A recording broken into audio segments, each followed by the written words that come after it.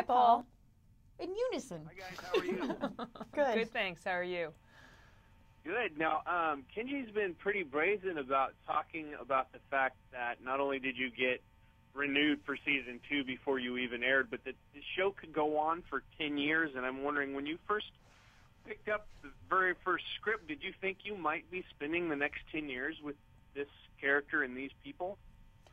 Well, you know, I tend not to try and think much further beyond the scenes that I'm shooting during that day. Otherwise, I get a little bit cuckoo. So, I don't know. I love doing it, and we'll see what happens.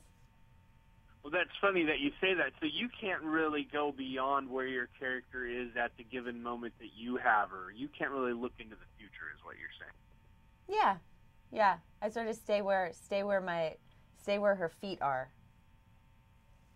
Now, can you guys kind of describe the differences between the two of you and sort of the line of connection and communication that was open between the two of you while this was ongoing for the first season? Well, the show is an adaptation of my book, so it's sort of my book is sort of the launching pad, but the show takes things in very different directions. Piper Chapman's story is very different from my own personal sort of true story, and that's great. That's sort of fascinating to watch as it develops. Taylor and I met for the first time on set during the filming of the first episode, so that was, of course, a huge thrill for me. Me too. Well, does that inform your character at all, or did you have her fully formed before you even met Piper on set? You know, I think she sort of was developing. I was learning more about Piper with every show that we shot, and that kind of like. So the more I got to know, you know, the character, and the more I got to know Piper, and the more I got to know the world of the prison, everything sort of just kind of evolves as we go.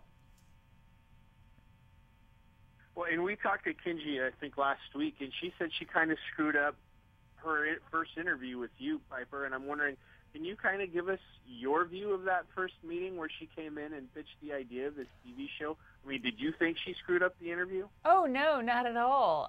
The first time that I met Jenji, you know, the book had come out, and I was on book tour, and Jenji, you know, had read the book and loved it. And so we sat down and met and just had lunch and chatted, and Jenji had, I don't know, it seemed like 1,000 questions, just question after question after question, and almost all of those questions were about day-to-day life sort of behind prison walls. And so I thought that was great. It was really clear to me that what she was interested in was creating a show that would depict who is in prison in a new way and why they're there, what happened, like what were their pathways to prison, and what really happens to them there on a day-to-day level. And that was thrilling to me. So I don't think that she put a foot wrong in that first meeting. Well, and Tyler, I'm wondering if you can take me through what it's like to be on set with these other women and kind of what the atmosphere is like. I mean, do you actually feel like you're in prison for those moments, or is it more kind of a free environment to work in? I feel so honored to go to work every day with our cast. We have such an extraordinary group of women and that are from all over. Some are really new faces that I'm really excited to have the world meet through our show, and some are people that, you know, I've admired for a long time. And it's the camaraderie in the cast is has been pretty inspiring, and I'm inspired by the performance as I see and I get to play off of, and it's really been kind of a transformative experience. Well, and, I'll ask my last question before I run out of time. I want to know if you can take me to the very last episode, which will be available tomorrow. I watched Hit and Miss and The Fall back-to-back on Netflix this past week, and both of those ended with just like excruciating cliffhangers where if you sit and watch all the episodes, you want to see what happens next, and you can't. I'm wondering, how did you guys end this season of this series? Well, Paul, I can't tell you that. You're going to have to watch them. Oh, well, no, I didn't mean tell me exactly what happens. I mean sort of how you guys handled having something like that where you want to see it immediately, but now we have to wait. Because the wait's going to be even more excruciating than a normal series if we watch these all at one time.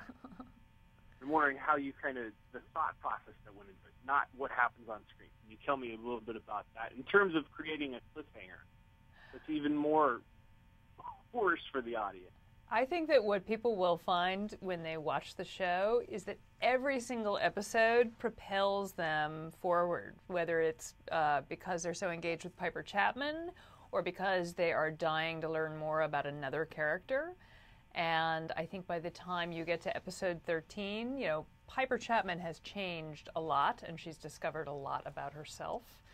And I think it leaves the audience in a very interesting place.